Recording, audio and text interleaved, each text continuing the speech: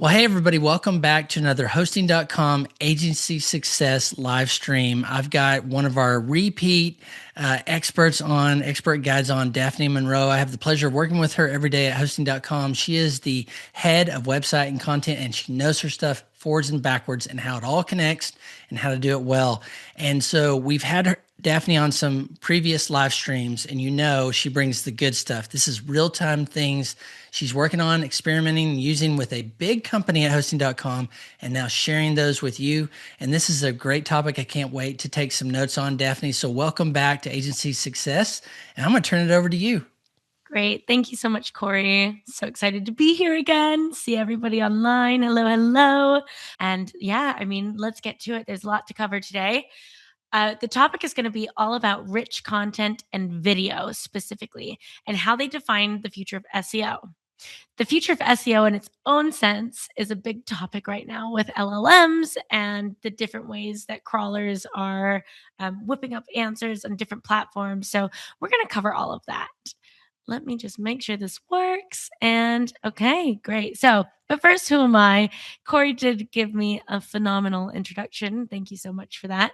I've also put a answer from ChatGPT and from Google Gemini here as a little shout out to myself, because while SEO is my favorite topic, myself is my second favorite topic.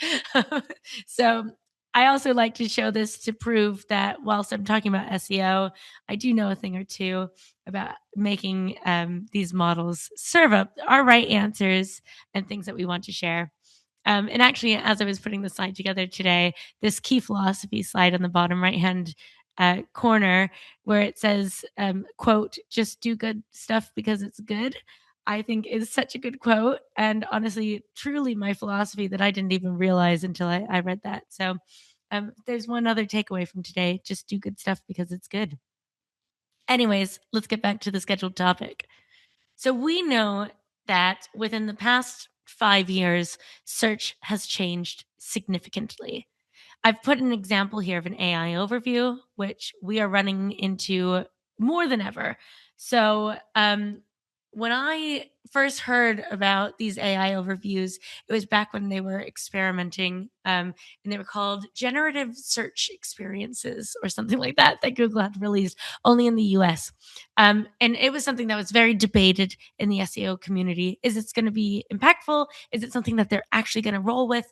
As we can see today, it's taking over SERPs. Any question you have, you can hit Google, and you're most likely going to be served an AI overview before you get to head to your typical blue links. We're also seeing short video content being served in these large real estate spaces with good imagery, something that's really clickable and draws your attention. And then, of course, long form video content as well is taking up more real estate on SERPs. So when we talk about SEO, I've changed my perspective. And whilst many people are trying to coin new terms like AEO or GEO, I am a traditionalist and I'm going to stick with SEO, but I'm changing the perspective into search everywhere optimization. And I don't necessarily think this is a new philosophy. If we look back at early days of YouTube and Pinterest, we all knew that SEO was the skill we needed to show up in these spaces. It's just becoming more apparent that search is changing, and we need to have the right foundations to catch up with it. So today we're going to talk about the different things that we can create, how we repurpose them to be digestible by these crawlers, and ongoing strategies that you can implement today to make sure that you and your business show up in the right way. Right now in 2026, everything boils down to rich content. And rich content is especially important because it is separate to this AI slop that we're seeing. Things that are easy to create and thin and just common knowledge in some senses are less impactful for rankings. And I think that this has become apparent because of user intent. If a user goes to search, I don't know, what time does the sun set, for example? they used to maybe click onto a blog and they could scroll and they'd have a list of all the different states in the USA and what time the sun sets at that month. And it'd be a lot of information all in one place. But really, what that user wants is just their one answer to their location. Then we started seeing highlighted answers where you would click into the link and Google would have some information about you, and that section of the article would be highlighted. And now we're just seeing that omitted entirely with this AI overview. But the thing that's really important to make note of is that the AI overviews only exist for these common knowledge answers. So that's why rich content is so important, because really, when people are looking for something that needs more emphasis or you to just dive in deeper, that's what a click really should be resulting in. And these other answers were maybe more vanity metrics than actual metrics that were helping you boost sales or increasing brand visibility, as opposed to you just got lucky, you targeted a keyword, and now you're ranking. So, how does Google know when to put your content in the right space for different queries? Well, Google has specifically quoted themselves and using relevant content beyond text, and that's kind of what we're here to talk about today: is video content and rich content. And this is a direct quote from Google. And it says, our systems look for quantifiable signals to assess relevance. Dot, dot, dot. There's some more content there, but I've cut it to the important bits. And really, what I wanted to hone in on here is the beyond the keyword.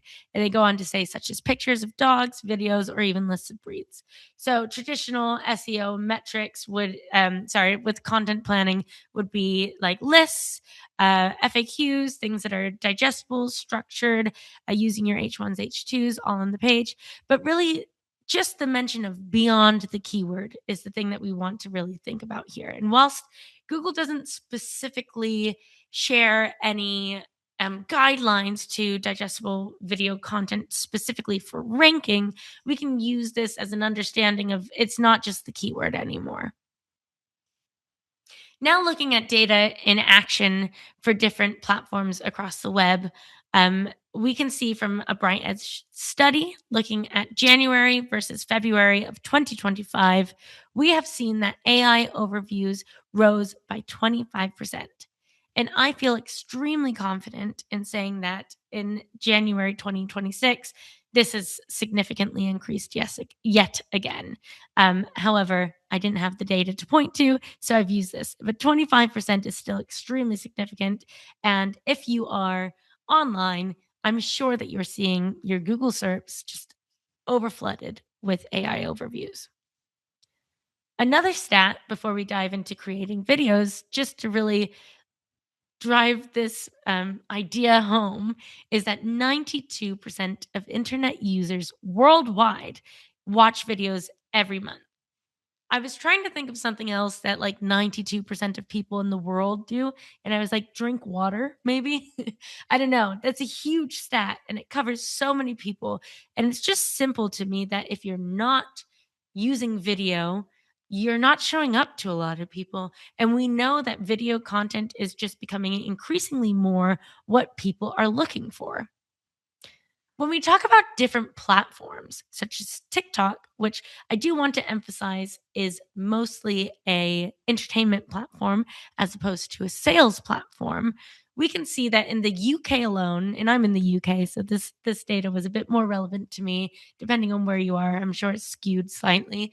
I'd assume that maybe it's a little bit more in the US, but we can see that it was a 55% increase year over year in active users. So that is mind blowing.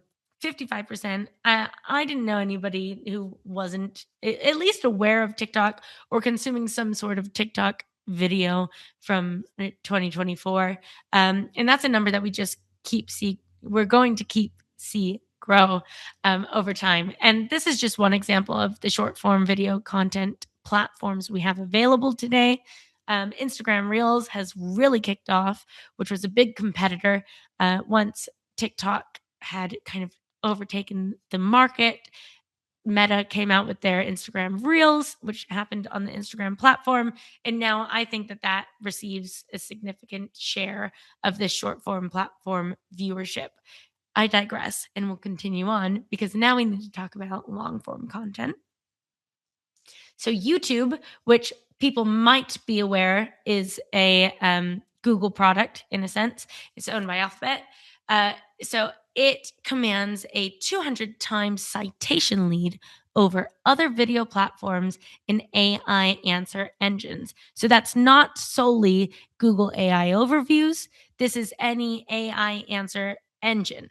But we can also almost say factually without the data, but just from knowledge that because of the foundations of SEO and the long-standing authority that comes with being online for the long time, that platforms like Google will have overly influenced these early LLM models. So ChatGPT, Perplexity, Claude, we can assume that these heavily relied on Google data to help them format their citations or their answers when you're having a conversation.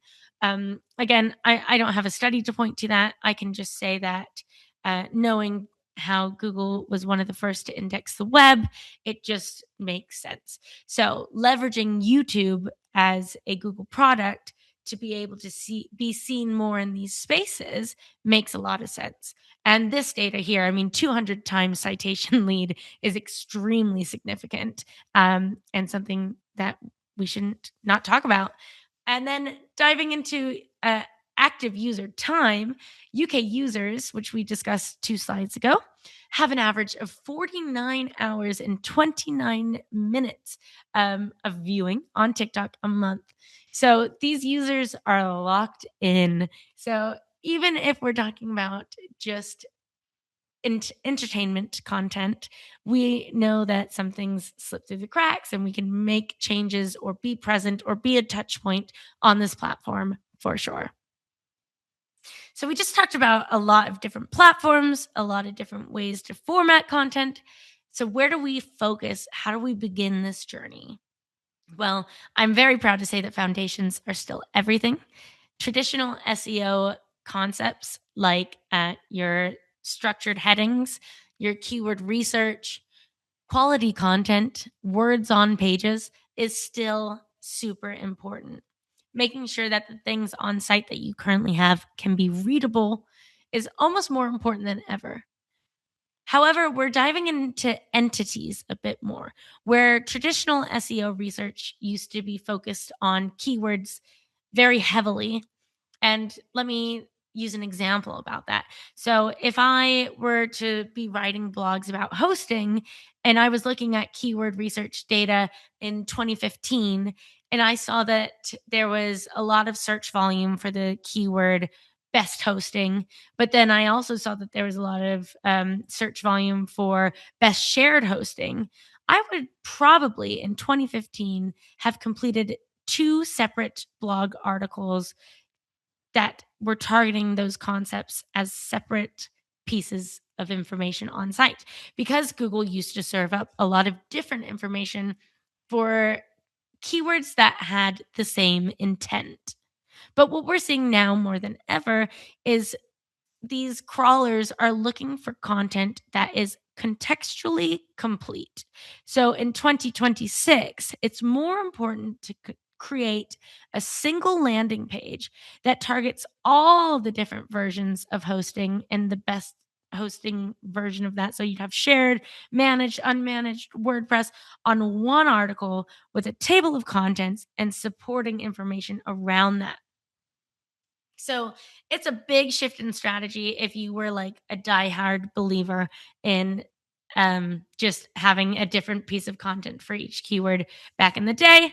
But entities like people, places, and brands are standing out on their own and just mattering more than a raw keyword.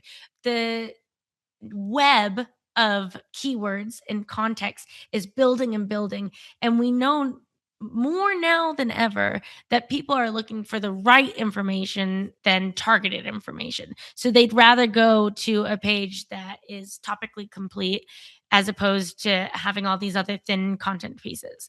And a bit of advice, if you have an older site or haven't looked into SEO for a while, would be to do a content consolidation plan and crawl your website and look for keywords that are targeting similar keywords or the same keyword or similar intent, and look at how you can consolidate and redirect that traffic to a single page. So, I've spoken a lot about video platforms, but I also think it's important to talk about images because crawlers are not the best at digesting videos and images are still extremely important. There are a lot of search tools like Google Lens and Bing Visual Search that are continuing to grow and build off of this visual learning and the way that users engage with images online in order to make an action or make a purchase or a conversion. So we can use Google Lens as a very strong example here. I see a jacket on the street that I really like. I could take a picture of it. I could take it to Google Lens and I can find that same jacket and purchase it. So it's important that we have a lot of imagery on site and we correctly tag it. And that needs to happen by using correct metadata, alt attributes, and all of your other information as you upload these images on site. But we're bringing it back to video because video really is all about authority and engagement. Video content is now the fastest rising citation type in AI overviews and generative engines. So people are looking for video answers. I haven't broken that down by search intent. So I know for a fact sometimes when like my washing machine breaks, I'm like straight to ChatGPT and I send a picture and I'm like, do you have a video on how I can fix this? And the answer is not always there. But I know because of my own user behavior, that's what I do. I feel like more people are increasingly starting their search journeys through these funnels.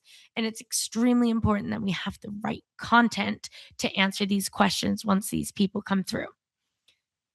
And traditional metrics are changing, especially if we're talking about traditional SEO metrics. Now, what we would probably consider to be social metrics like dwell time and replays, they are sending our authority and trust signals and therefore impacting our search and ranking relevance. So, these are things that we want to start to really dive into and report on as our KPIs in this space are shifting or evolving. So, if you work at an agency, now is the best time to become best friends with your social media manager if you're an SEO manager, or to expand and offer that at your agency as part of your SEO offering, because SEO is becoming this big cohesive content beast. And if you can target all of these different streams, you can dominate the search. And having these KPIs, tracking your data, and understanding where to look and why is going to be fundamental. So, just kind of building off the back of that is the UX signals. So, traditionally, we look to core web vitals. So, this is things like LCP, anything that would tell you. I mean, if you use Google Lighthouse on your website, I'm sure you're extremely familiar with the different performance metrics. But again, we now need to look at the different spaces people are engaging with us as opposed to just the website. That can look like scrolls, clicks, and hovers on videos, on website video content. And all of this goes to help us understand how these different models are scoring us. And it's important to note that whilst traditional Google rankings would not depend on social media links, and that was something that's been said by Google, that is not said by LLMs at all. And your offsite appearance or presentation is more important than ever. So the way that you are being shared by maybe businesses that you're in partnerships with, or maybe campaigns you run with influencers, all of those metrics that you get from these campaigns are going to be super valuable to your SEO team as well. It goes so much further than websites. But I do want to say that websites are still the foundation. And I am not saying go and put all of your time onto building a TikTok brand and being the number one business in your niche in on TikTok. I am saying have your website, have your SEO foundations, your great performance, your keywords, your ongoing long form content, and then outwardly have your videos, long form and short form, but link everything back to the site because you need a single hub for authority that you can build your brand around, and it will all come back to your website. So I nodded to this a little bit earlier, but it's clear that AI doesn't watch our videos. That we haven't quite gotten to the time and space where that information can be translated in a way that bots can comprehend, and more importantly, in a way that users who are visually impaired or hearing impaired can also comprehend. So, taking it back a little bit, taking it back a step, everything should always be done to make your content accessible to every user. But the great thing about doing that is it also makes it accessible to AI and to bots and crawlers. But what does that look like? It looks like making sure the content that you're creating can be read. And one thing we're seeing happen unprompted at the moment on YouTube are these AI summaries and transcripts. I want to quickly say if you are going to take the time to create a YouTube video and put it on site, and share it on other platforms like YouTube. Just take the extra 5 minutes to make sure there's no spelling mistakes or issues with your transcript because you may lose the authority and ownership over that by just stepping away. And there can be some misinformation spread through these channels. And that's just something really important to note because AI summaries like this one seen on YouTube isn't always something that you've prompted or put up yourself. It just is created. But these large language models are using this to understand what content is being shared. And you need to take that minute to just make sure, like, your name's spelled correctly, or if you're referencing products and competitors, the sentiment is correct, and things of that nature. It doesn't watch your videos. LLMs aren't watching with eyes, but they are reading them through speech that becomes text, and then text that feeds the different search systems. And now, through that text, your content becomes searchable, quotable, and indexable. And at the end of the day, context is equal to meaning on these platforms. So the context and sentiment of what you're creating and the way that that's presented, and taking it all the way back to the beginning of our conversation, the entities that we're referencing, like names, brands, and places, all of that is extremely important. This web of understanding, not the internet, but the web of content being created across different content concepts, is becoming so much more nuanced. But these models are really keeping up with us. So I use this example here of Nike Air Max, right? Those three keywords alone are interesting. So Nike's a brand, Air is what you breathe, and Max is the opposite of minimum. But altogether, that's an entity and it has its standalone meaning. And Google's bots aren't reading those words individually, it understands the concept of an entity. And this is why traditional 2015 SEO doesn't work anymore because we were kind of taking advantage of the fact that Google wasn't quite up to date with all of these different things being the same thing, just slightly different. But now the web is so nuanced and the information is like everywhere. So we need to stand out by having really rich, in depth pieces of content that are shown in different ways that are digestible to your audience wherever they're at.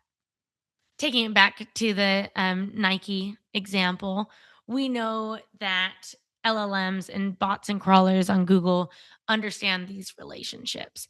And then it can map the connections between these different entities. So we know that Nike as a standalone can be contextually connected to running and performance in athletes. And these relationships can be seen through the difference in keywords and entities. And I'm not saying that keywords are no longer relevant. That's 100% not the truth. But they just need to be understood in a different light.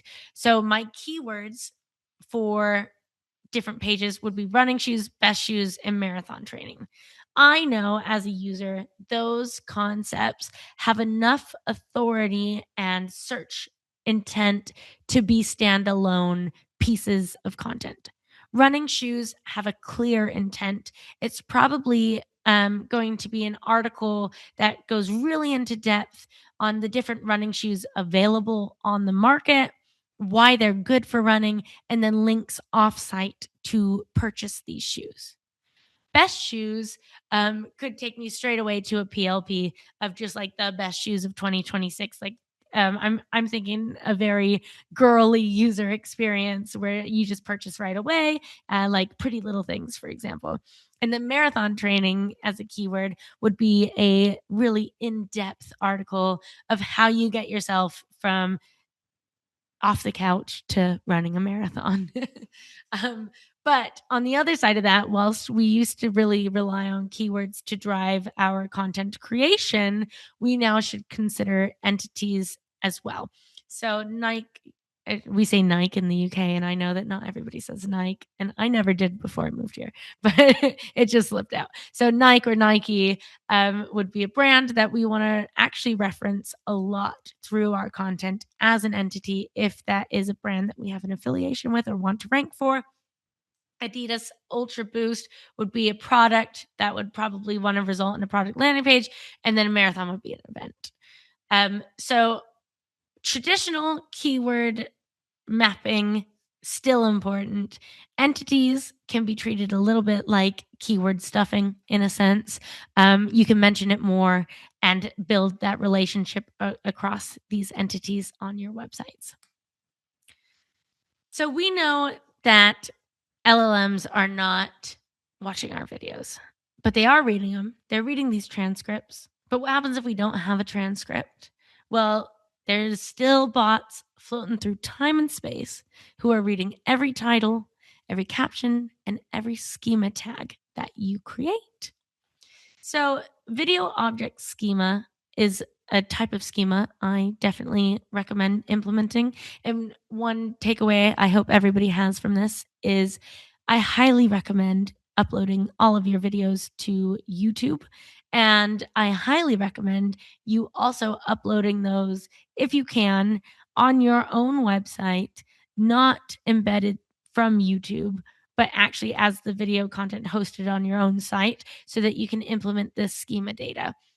Whilst I don't currently do this at hosting.com, I have seen this in practice, and I think it is a great thing to do if you are trying to break through a crowded space and want to take advantage of owning what your content means to these different bots. So video object schema, and I'm going to dive into some other schema in a little bit, but transcripts. And then for your own KPIs internally, make sure that you are tracking this new engagement data. And I don't mean new at all to the market. I just mean new to SEOs if you are a traditional SEO. So schema data, and the reason I say that you should host this on your own website is because on your website, on the page that you host this, you can add your JSON files and more information to help these crawlers understand the content. And this is especially important if you're a smaller brand or if you're breaking into a very busy niche. It's just another step ahead of the competitors. So the video, when you put it on YouTube, if you just add it to YouTube, you can't add the schema. So if you're just planning on adding to YouTube and then embedding on your site, ignore these next few slides. But again, it would be my recommendation to self-host as well as upload to YouTube. I'm saying be everywhere all the time like a rash. Anyways, I talked a little bit about video object schema already, but it just basically tells a search engine what your video is about. So that's one of the first things I would add. The clip or has part marks, I would also add. You can add chapters onto YouTube as well, and this has a similar effect. But again, it's just another way, if you're not a Google bot, to make sure that this data is digestible by the other bots who we want to make sure that we are showing up correctly for. So I would add these clips in my schema. If you are a multi-language or multi-locale brand like hosting.com, who may be creating a lot of different videos for the same purpose, but different audiences in different places, it's very important to include things like language tags. And then, of course, as we're seeing more frequently, that content freshness is being used for ranking on LLMs in a crazy way we've never seen in this space. So I'm unfortunately haven't linked to any studies about this, and I'm actually going to go and adjust this after this meeting and put some in, because we know that LLMs and AI overviews prioritize content freshness now more than any other platform. But we also know that it was a ranking factor, and that's been shared by Google too. So having upload date and duration is super important. And if you're going to be updating this, to clearly mark when you've gone back and updated or revised your content and sharing that on site, so that can be crawled as well. And then you can get the rewards for being fresh. And then your publishers and authors should be clear. This is the same as your blogs. If you haven't done this on your website already, just go and do it today. It's done and dusted and proven that EEAT is looking for that authoritative source. And again, with all of the AI slop coming out, showing a real person next to the content that you're creating, who's going to say, hey, or for example, me, when we post this on YouTube, hi, I'm Daphne. I'm the head of website and content, and I verify this content. I'm human and I stand by it. That is exactly what experience, expertise, authority, and trust stands for. So there's no better way to do it. Basically, what I just said, video lines with EEAT, and your face and your voice is your proof.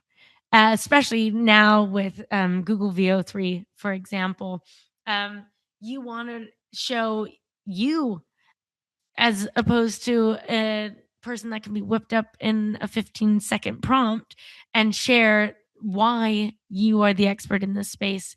We actually have some very exciting content coming out in April. We have an AI campaign coming out that I'm really excited for, but I can't share too much, but watch this space. I've talked a lot about what to create, how to create it, but how do we track it? Because the funnel is different. The traditional SEO funnel of target a keyword, track the clicks. How do users engage on the page? Do they dwell? Do they click to other pages? And then what is that conversion rate looking like? That used to be the flawless way to understand your SEO success. Somebody would search, they click the blue link, they'd land on your page, and then you try to convert them. It just doesn't look like that anymore. The funnel is so different. I've put this reference to a study on the left-hand side, which breaks down touch points needed per sale by industry. And this, it didn't blow my mind because I knew it had shifted, but I know traditionally in the sales space, I think we say 10 touch points is what we typically would look for.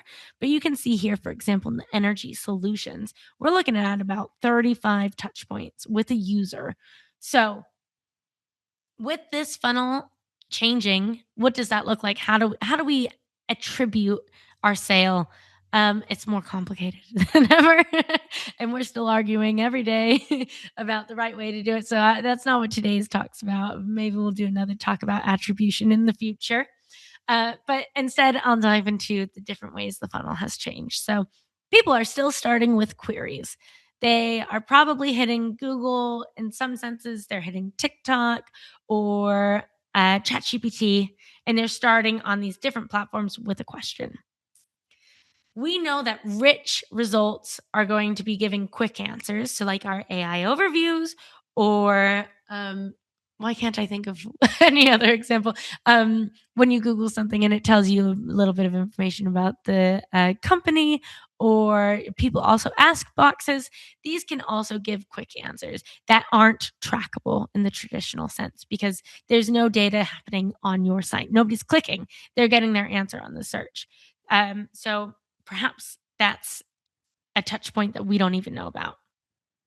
But let's say they're engaging with a video. That's definitely a touch point that we can have a little bit of control over and we can track. And that video could be a walkthrough on how to use your product that you posted on your own account. Well, now that they've seen that video, they're going to be targeted with some social media ads. And after seeing some social media ads, they then look for reviews on your product and end up being hit with user generated content. And then they're a little bit more questionable, maybe a little more impressionable, and they go to learn about your trust and reviews on Trustpilots or on Google. And then maybe they take an action. So we can see it's a lot more complex. There's a lot more steps. And having trust at the end of all of these is really what it boils down to. Users today are doing all of these touch points to make sure that they get the right solution for the questions they're asking, whether that's an actual informational question or a purchase for a product. I don't know, but the funnels look the same. There's so much more decision before the click. And the research phase simply is just not happening on our websites anymore. I used to love creating blogs with very broad keywords that were in the niche. That brought in a lot of traffic. But did that mean that that traffic was converting? Not necessarily. And I think whilst our metrics have changed, it's really bringing in some more insight into the SEO sphere that maybe we were using a bit more vanity than we should have been, and really understanding what the user's intents are and conversion rates is a new, better way to create better content. So we know that the research phase is starting on SERPs, 0 clicks, clicks are dead, social media channels, or via LLMs, now more than ever. Although I will say it's a little bit argumentable on there, even though this is my own slide that I wrote, that people do still use traditional search methods like Google or Bing more than we are seeing LLM data come through. And I actually posted a blog on hosting.com blog about this if you want to dive into the data of that, of why I don't think SEO is dead and why we should still be optimizing for Google search. But that's not what we're here to talk about today. We are here to talk about the conversions beyond the click. So I kind of walked you through these examples already, but somebody could watch the tutorial, see your product, then sees an AI overview, and then makes the purchase decision. They never even come to your website. Your analytics show 0, but you still made the sale. So this is all about the attribution and the traditional metrics just changing. Our sessions across the board, I know this from, well, LinkedIn, speaking with others at events, or just being in the industry, all across the board, organic sessions are down. And that's just because the way people want to find answers is different. Just because we're not tracking them the same way doesn't mean they're not still important. It's still a touch point, and we should still be working on our foundational SEO. However, we are still seeing a rise in direct traffic because people are finding out about you in different spaces. And I think a lot of this direct traffic can be attributed to organic SEO. We're also seeing branded search increase, and hopefully, we're seeing some revenue increase over time. And again, I've talked so much and about so many things that it can be hard to understand where we want to focus. I've broken it down a little bit, and you can choose this order based on what your product is and what makes the most sense to your users. But we know that users go to YouTube for tutorials, for step by step, and to get some trustworthy information on how to progress. Reddit, we saw a huge spike in 2025 of Reddit citations across AI overviews. We are seeing that toned down a lot. So if you just invested a lot in a Reddit agency, let me know how that goes, because we saw it super over bloated, but we're seeing it calm down a bit. And I get why it was, because it's user generated sources and they're actually on their community really hard. If anybody tries to create anything that's brand driven or promotional, I've seen accounts get shut down left, right, and center. So be careful if you're trying to enter that space. We know that people go to review videos, like user generated review videos, for that EEAT. They want to see another person unboxing a product or using a service and get those real human experiences to feed back on. And then social media for awareness. And again, at the end of the day, everything comes back to your website, your domain, where you are hosted and where all of this information lives. Your domain authority is more important now than ever. But SEO is omni-channel. It doesn't just live on your site. We always had on-site and off-site SEO, but now we have on-site, off-site, and off-site encompasses all of these other platforms. And if we want to talk about creating our content, and I'm just going to take it back here another step. So if we talk about YouTube for long form tutorials, Reddit for authenticity, social media, we can do one piece of content and repurpose this, right? And that's what I want to share with you all today. It doesn't need to be a overwhelming 20-person job. You can just do things strategically and make the most of the great things that you already know and share with your community. So film it, visualize it, and turn it into media. AI systems aggregate signals across all different formats, which we've discussed at quite length already. And the more ways that we demonstrate our expertise, the stronger our authority becomes. How do we do that? Well, what a great example we have right here today. At hosting.com, our webinars are a great source of long form content. I get to engage with you all in real time, get the questions right from your mouths, but then also I can repurpose this on YouTube, on Instagram Shorts, YouTube Shorts, TikTok videos, write a blog about it, email our customers about it. I mean, this is just the core of endless helpful content that we are creating for our users. And none of these brands have sponsored this. This is just the honest truth, and some insights behind the curtains on what goes on at hosting.com, but tools we use. So Riverside is a great tool to use to film whilst you're having podcasts or webinars, and it allows you to repurpose those content pieces across different platforms. So that's what we use internally, and I do recommend. We also use Pod Squeeze to help you generate your transcripts. But as we nodded to earlier, definitely take the extra time, please, to read your transcripts to ensure the information you're sharing is correct.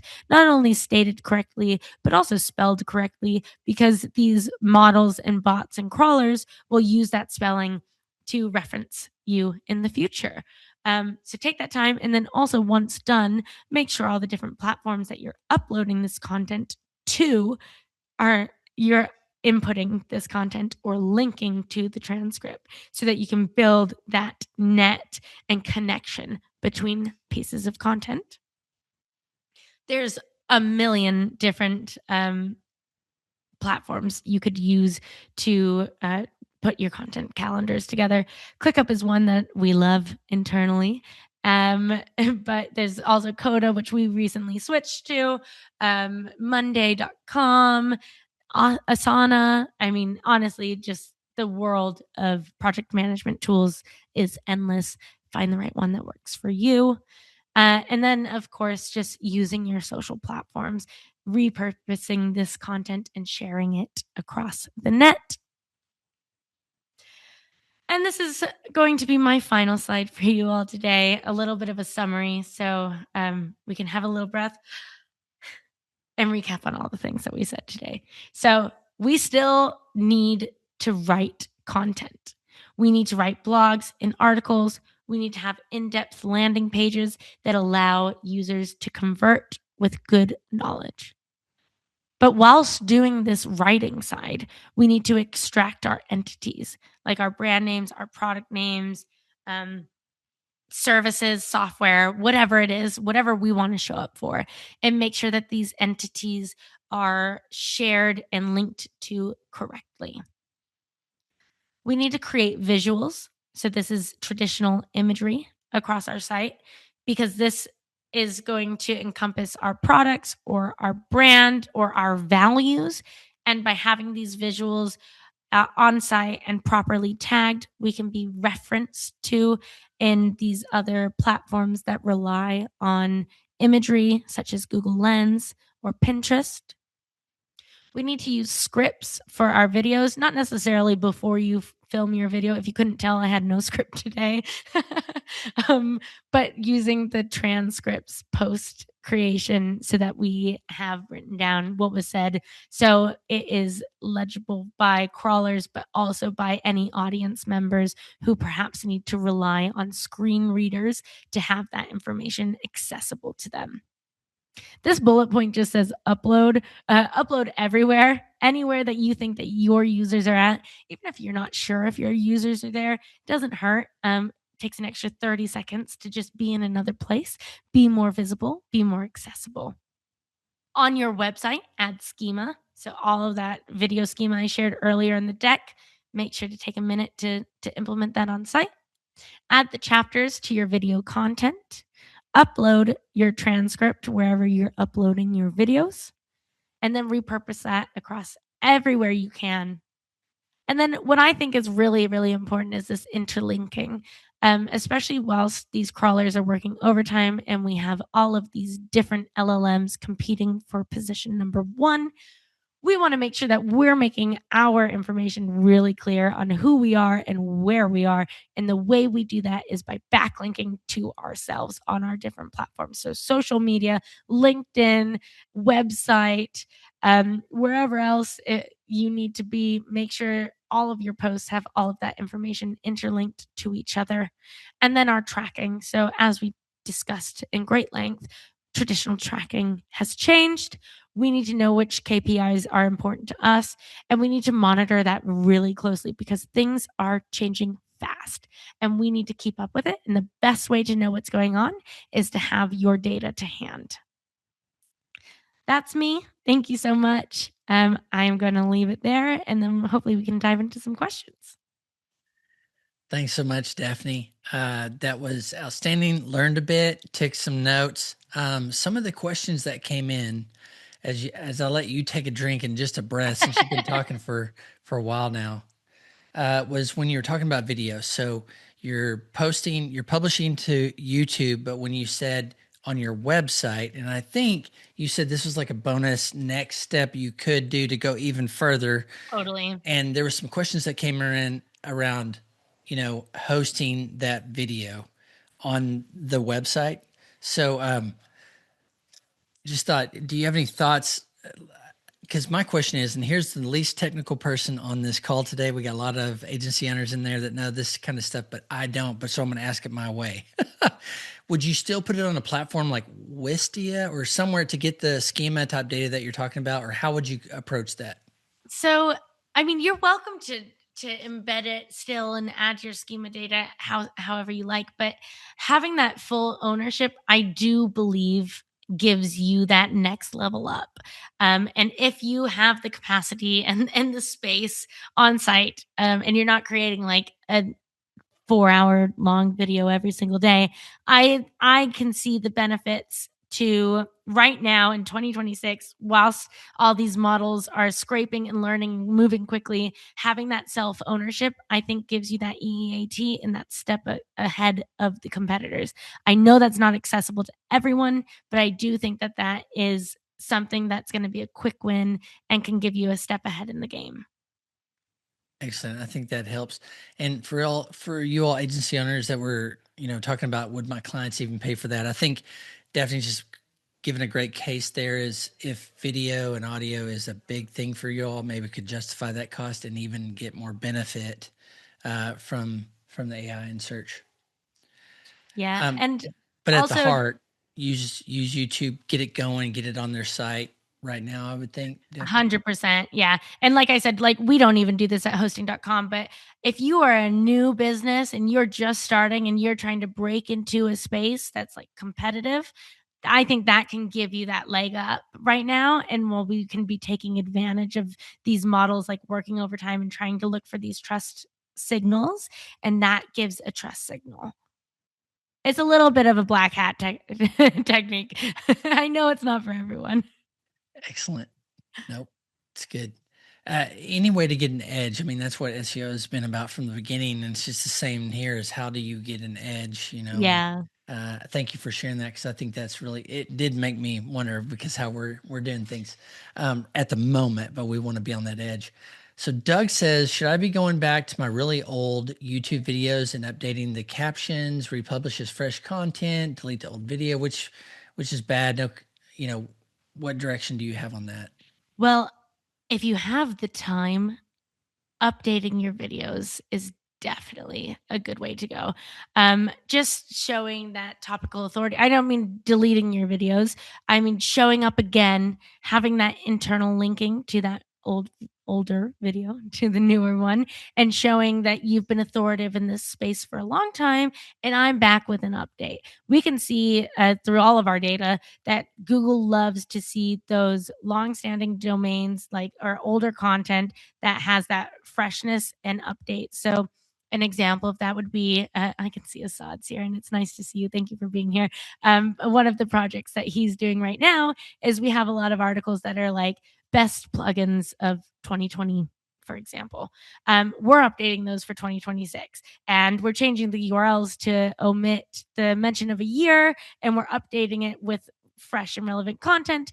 But we're not deleting it. We're redirecting the old one to the new place because we need to pass that authority. And you can't necessarily do the same thing on YouTube, but you can do an updated version of the video and get that out there. And I would absolutely recommend that. But if time is not something that you have endless amounts of, you can do a blog post about it with an update, any sort of thing referencing that, and then sharing with fresh content as well.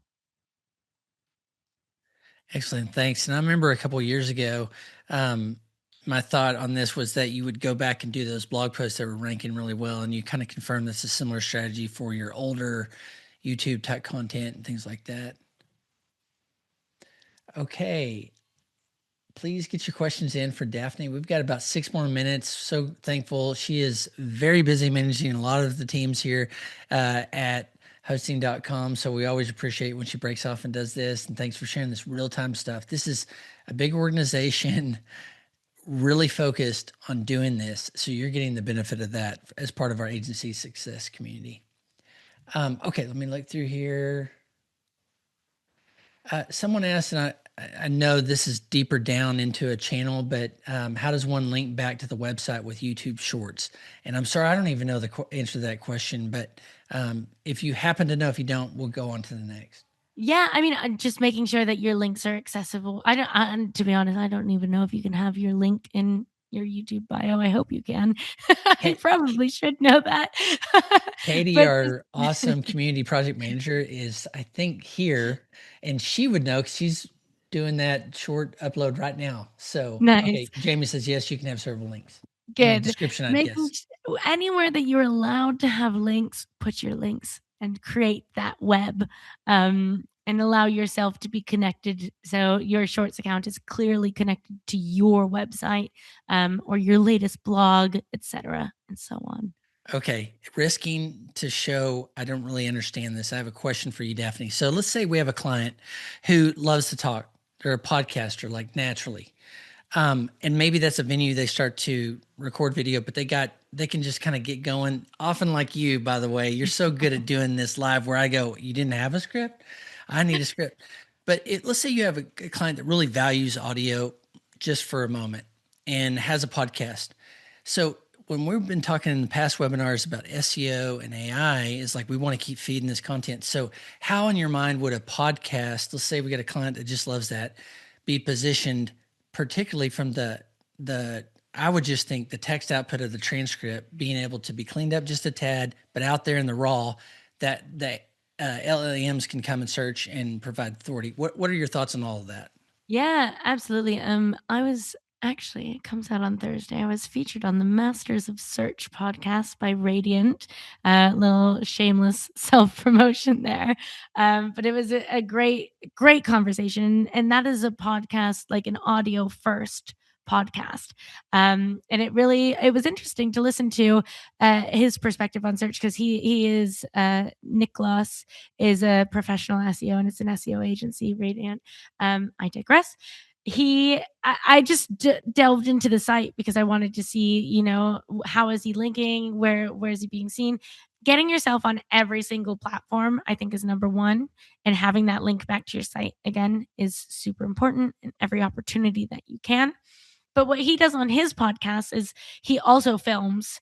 So I don't know if I should disclose, but I'm going to. He also used Riverside to film. So it's a win-win platform. We use that for the podcast, for the video that came off the back of that, which was embedded on the page, and then linked to all the platforms that those are. You're able to listen. If you don't want to be on video, just cut that step and do all the other things. So he had a landing page for this episode with the transcript, with all the internal and external links to all the different platforms that's available, and then the marketing side as well. So heading to LinkedIn or Instagram or anywhere else that you would to promote your material. But I would recommend highly doing video right now if you can. Absolutely. And so just so you know, when Daphne's talking about that, this is a part of it. So this is going to go through our process that we've been working on for a while now. But you get a long form piece of content, you can start cutting out, you get a transcript, you get 50 things from one live stream. That's why we continue to do this. Plus, you get to engage customers directly.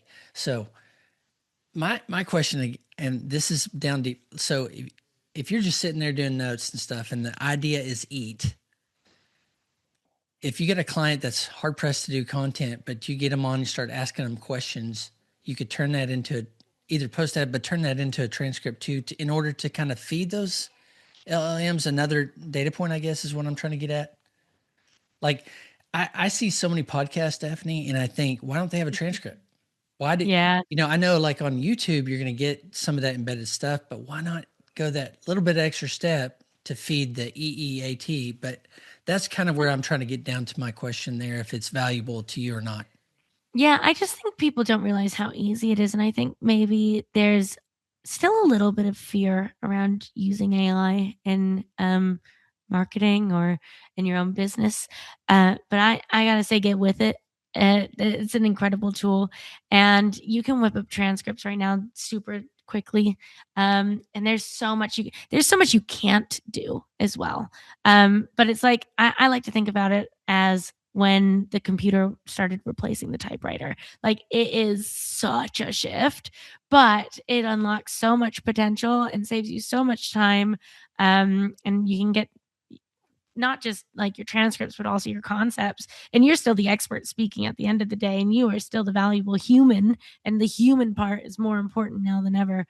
But yeah, just if you can, and I understand that not everybody has time to do everything, but I would recommend, if you have time enough to create a video, you have enough time to create a transcript. Absolutely.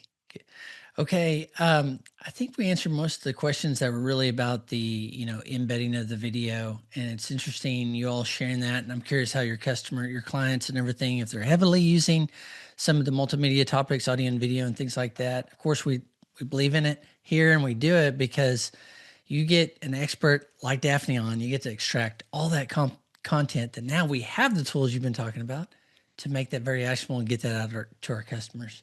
I do see one question. Can I just Yeah, wrap up with go it? for it. Yeah. Because it says, what is the age that TikTok targets? I have a client that wants to use it, but his audience is seniors. What I want to say about this is that it's really important as marketers that we always consider the intent of why a user is on a platform. So TikTok caters everybody. You get personalized algorithms. So seniors are 100% on it. And my grandma, I promise you, is using TikTok. I know it because she sends me her videos. Her algorithm's very different. But taking it back to the reason I wanted to wrap up with this is that TikTok is a entertainment platform. And I think a lot of people, especially younger business owners who are started on social media, will have this following of like 30K, and then they go and launch their product and they're like, how come my product videos aren't getting any views?